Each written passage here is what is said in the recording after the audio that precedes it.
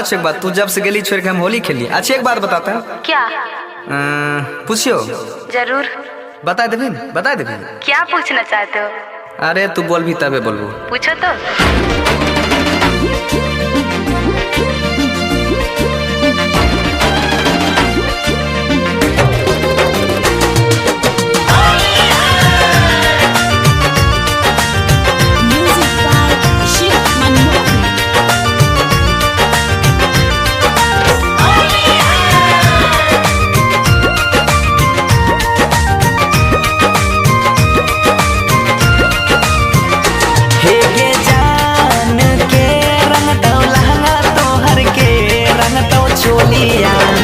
के कारा से खेला में तू होलिया गे जान, हे गई जान के रंग तो लहंगा तो हर के रंग तो चोलिया। के कारा से खेला में तू होलिया गे जान,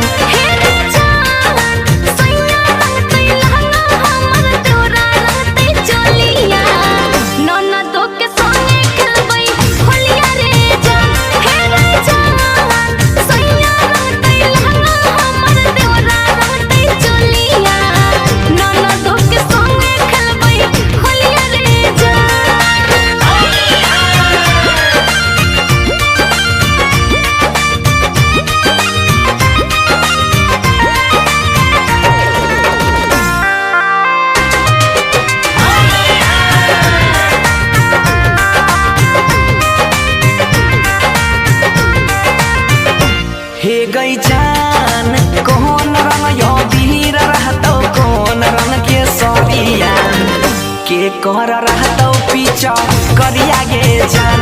हे गई जान कौन रंग यो वीर रहतो, कौन रंग के सरिया के कर